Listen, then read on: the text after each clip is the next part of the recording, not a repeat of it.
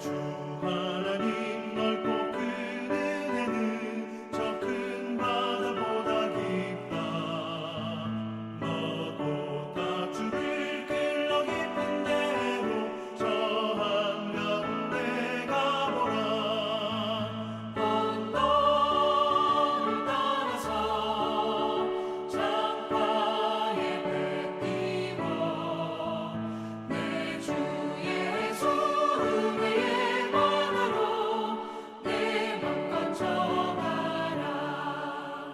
왜 너 인생은 언제나 거기서 저 큰 바다 물결 보고 그 밑 모르는 깊은 바다 속을 한번 헤아려 한번 언덕을 떠나서 창가에 배 띄워 내 주 예수 은혜의 말대로 내 맘껏 정하라.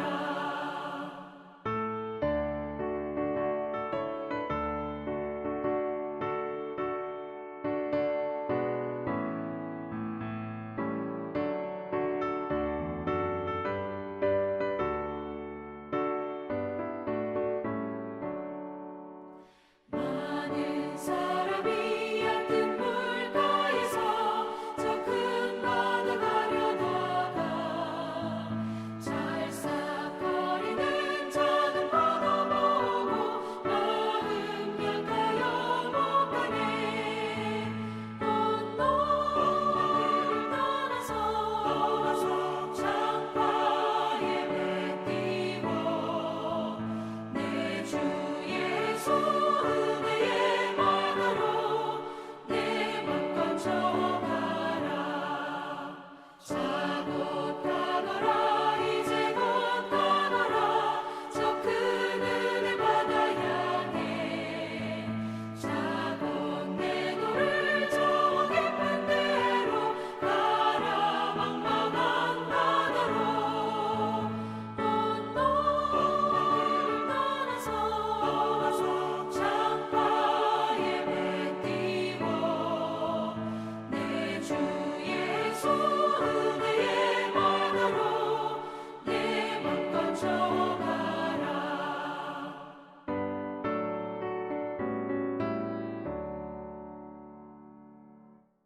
2026년 7월 31일 금요일입니다. 오늘도 주님의 은혜를 사모하며 말씀 앞으로 나오신 모든 성도님들을 주님의 이름으로 환영합니다. 오늘 함께 묵상할 말씀은 이사야 12장입니다. 12장은 이사야서의 첫 번째 큰 단락인 1장부터 12장까지의 메시지를 매듭짓는 결론부이자 구원받은 하나님의 백성이 부르는 구원의 송가입니다. 이사야 1장부터 11장까지 그 시대의 배경은 참으로 암담했습니다. 북이스라엘은 멸망을 향하여 치닫고 있었고 남유다 또한 잔혹한 제국 아수르의 군대 앞에서 바람 앞의 나무처럼 흔들리며 두려움에 떨고 있었습니다. 선지자 이사야는 패역한 이스라엘과 유다를 향해 하나님의 엄중한 심판을 선포했습니다. 그러나 하나님의 본심은 결코 멸망이 아니라 회복에 있었습니다. 11장에서 이새의 뿌리에서 날 한 싹, 곧 메시아를 통한 우주적 통치와 회복을 약속하신 하나님은 이제 12장에 이르러 그 혹독한 심판의 터널을 통과한 남은 자들의 입술에 찬양을 물려주십니다. 오늘 본문은 절망적인 현실 속에서도 하나님의 약속을 붙든 이들이 어떻게 두려움을 이기고 찬양의 자리로 나아갈 수 있는지를 생생하게 보여줍니다. 오늘 이 새벽에 현실의 아수르 앞에서 떨고 있는 우리의 영혼이 정말 본문이 초청하는 이 깊고 웅장한 찬양의 자리로 함께 나아갈 수 있게 되어지기를 소망합니다. 우리 함께 오늘 본문 읽겠습니다. 그날에 내가 말하기를 여호와여 주께서 전에는 내게 노하셨사오나 이제는 주의 진노가 돌아섰고 또 주께서 나를 안위하시오니 내가 주께 감사하겠나이다 할 것이니라. 보라 하나님은 나의 구원이시라. 내가 신뢰하고 두려움이 없으리니 주 여호와는 나의 힘이시며 나의 노래시며 나의 구원이심이라. 그러므로 너희가 기쁨으로 구원의 우물들에서 물을 기르리로다.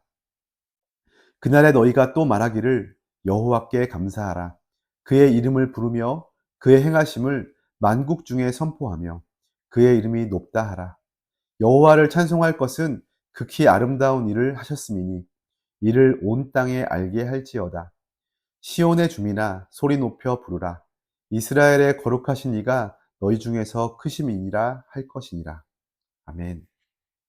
오늘 본문은 그날에 내가 말하기를 이라고는 선포로 시작되어집니다. 여기에서 그날은 메시아가 다스리시는 구원의 날입니다. 선지자는 그날 백성들이 이렇게 고할 것이라고 예언합니다. 여호와여 주께서 전에는 내게 노하셨사오나 이제는 주의 진노가 돌아섰고 또 주께서 나를 안위하시오니 내가 주께 감사하겠나이다. 이스라엘은 하나님의 진노를 직간접적으로 겪으며 그 징계가 얼마나 무서운 것인지 뼈저리게 알았습니다. 그렇기에 진노가 거두어지고 용서의 은혜가 임했다라는 사실은 말로 다할 수 없는 감격이었습니다. 여기서 하나님이 안위하신다라고 하는 말은 히브리어로 나함인데 이는 단순히 감정을 달래어 주는데 그치지 않고 대적의 손에서 건져내어 실제적인 도움과 또 보호를 주신다는 강력한 의미를 담고 있습니다. 이어지는 2절에서 선지자는 이렇게 선언합니다. 보라 하나님은 나의 구원이시라. 구원의 은혜를 깨닫고 그러고 나면 막연하기만 했던 그 하나님이 비로소 나의 하나님으로 다가오게 됩니다. 선지자는 고백합니다. 내가 신뢰하고 두려움이 없으리니 주 여호와는 나의 힘이시며 나의 노래시며 나의 구원이십니다. 여기에서 신뢰하다라고 번역되어진 이 바타흐라는 단어는 위기의 상황에서 안전한 곳을 찾아 피하고 온전히 의지한다라는 뜻입니다. 아하스 왕과 유다 백성들은 아수르라는 현실의 위협 앞에서 하나님을 신뢰하지 못해 두려워했습니다. 그러나 심판을 거쳐 정결해진 새 구원의 공동체는 눈앞의 아수르보다 그 아수르를 심판하시는 하나님이 훨씬 더 크심을 보게 됩니다. 이 고백은 일찍이 홍해에서 애국 군대를 몰살시키신 하나님을 찬양했던 출애굽기 15장 2절의 모세의 노래를 인용하여 가져온 것입니다. 과거 출애굽의 하나님이 지금 이스라엘의 공동체가 처한 상황에서도 여전히 구원의 하나님이 되심을 선포하는 것입니다. 이제 3절은 개인의 고백이 공동체의 기쁨으로 번져가는 분기점입니다. 그러므로 너희가 기쁨으로 구원의 우물들에서 물을 기르리로다. 그럼 이 구절은 이스라엘 백성들의 광야 시절을 떠올리게 합니다. 과거 이스라엘은 마실 물이 없을 때마다 하나님과 모세를 원망하며 다투었습니다. 그러나 심판을 통과하고 구원의 은혜를 경험한 새로운 백성들은 다릅니다. 그들은 원망과 또 불평 대신에 기쁨으로 물을 길게 될 것입니다. 이 구원의 우물은 퍼내도 결코 마르지 않습니다. 세상의 힘과 위로는 유한하여서 언젠가는 바닥을 드러내지만 하나님이 공급하시는 은혜의 생수는 끝없이 솟아납니다. 이것은 훗날 요한복음 4장에서 내가 주는 물을 마시는 자는 영원히 목마르지 아니하리라 하셨던 그 예수님, 그 예수 그리스도를 통하여서 완벽하게 성취될 것입니다. 선지자는 지금 구원을 그저 관념으로만 남겨두지 않고 또 일상생활 속에서 생수를 마시는 것처럼 그 은혜와 기쁨을 적극적으로 누리라고 권면하고 있는 것입니다. 이제 4절부터 찬양의 주체는 나에서 우리, 찬양의 대상은 이스라엘을 넘어 온 열방으로 확장됩니다. 4절과 5절에는 네 가지의 강력한 명령이 등장합니다. 여호와께 감사하라. 그의 이름을 부르라. 그의 행하심을 만국에 선포하라. 그의 이름이 높다 하라. 구원의 감격은 결코 자기 자신이나 공동체 안에만 머물 수 없습니다. 하나님의 극히 아름다운 구원의 역사는 반드시 온 세상을 향하여 흘러나가야 합니다. 심판으로 인해 하나님의 이름이 땅에 떨어진 것처럼 보였으나 하나님은 자기 백성을 구원하심으로써 스스로 그 거룩하신 이름을 만방에 높이십니다. 이제 마지막 6절은 이 찬양의 대단원입니다. 시온의 주민아 소리 높여 부르라. 이스라엘의 거룩하신 이가 너희 중에서 크심이니라. 시온의 주민들이 즐겁게 노래하며 크게 찬양해야 할 단 한 가지 이유, 그것은 바로 구원하신 크고 능하신 하나님이 우리 가운데 계시기 때문입니다. 비록 현실은 여전히 암담하고 아수르의 위협은 서슬퍼렇지만 하나님이 백성 가운데 임재하셔서 함께 하심을 아는 자는 이미 승리한 자처럼 소리 높여 찬양할 수 있습니다. 우리는 오늘 말씀 앞에 또 이렇게 적용하며 나아갔으면 좋겠습니다. 첫째, 혹독한 징계와 고난의 시간 속에서 우리는 하나님의 더 온전한 새로운 시작을 기대하고 있습니까? 우리는 삶에서 예기치 못한 고난이나 징계의 시간을 지날 때가 있습니다. 관계가 단절된 것 같고 내 삶이 끝난 것 같은 두려움에 사로잡힙니다. 그러나 하나님의 자녀에게 주어지는 심판과 징계는 멸망이 목적이 아닙니다. 그것은 내 안에 거짓된 우상들을 제거하시고 오직 주님만을 힘으로 삼는 새로운 백성으로 재창조하시려는 하나님의 사랑입니다.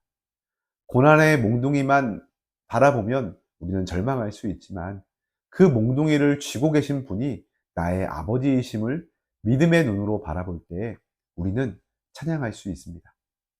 지금의 고난이 끝이 아니라 더 깊은 은혜로 나아가는 과정임을 신뢰하며 위로의 하나님을 바라보는 저와 여러분이 되기를 소원합니다. 둘째로 우리의 영혼을 적시는 구원의 우물, 그 곁에 우리는 매일 머물고 있습니까? 우리는 지금 물질적으로는 풍요로우나 영적으로는 그 어느 때보다 메말라 있는 그 시대를 살아가고 있습니다.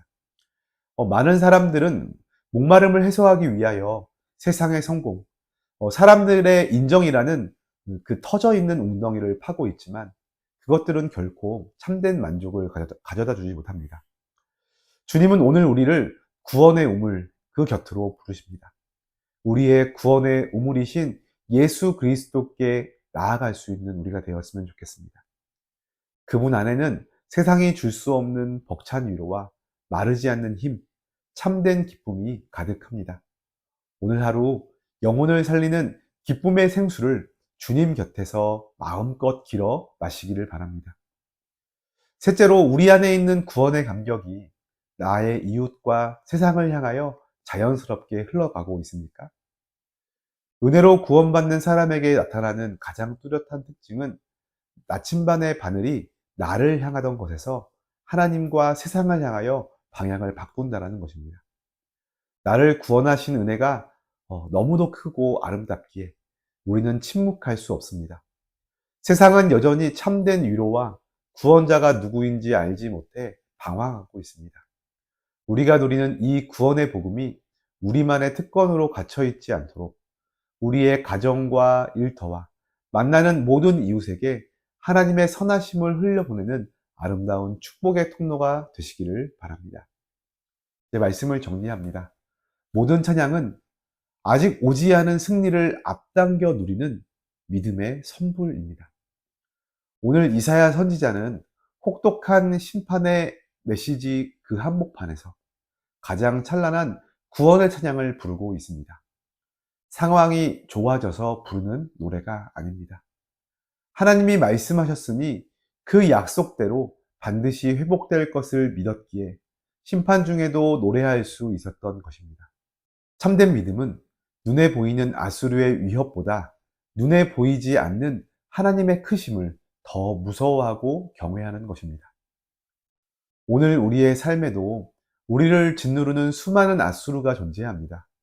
그러나 우리 가운데 거하시는 하나님은 그 모든 문제보다 크십니다. 심판을 거쳐 구원을 완성하시는 하나님, 오늘 우리 삶의 위기를 거쳐 영광을 받으실 그 주님을 믿음의 눈으로 바라보십시오.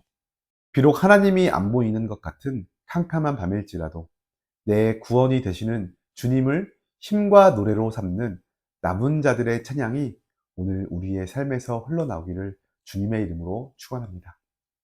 우리 오늘 말씀을 기억하며 기도할 때 이렇게 기도합시다. 주님, 고난과 위기의 순간에도 징계를 넘어 우리를 정결케 하시고 회복시키시는 하나님의 주권을 온전히 신뢰하게 하옵소서. 우리가 터진 웅덩이를 파는 헛된 수고를 멈추고 날마다 구원의 우물이신 예수 그리스도께 나아가 메마른 영혼을 적시는 참된 기쁨과 위로를 누리게 하옵소서. 이 벅찬 구원의 감격이 우리 안에만 고여 있지 않고 우리의 입술과 삶을 통해 캄캄한 세상 가운데 아름답게 선포되는 증인의 삶을 살게 하옵소서. 우리 이렇게 함께 기도하면서 오늘도 마르지 않는 구원의 샘물에서 기쁨으로 생수를 길어 올리며 세상 가운데 크신 구원의 하나님을 자랑하는 복된 하루가 되시기를 축복합니다.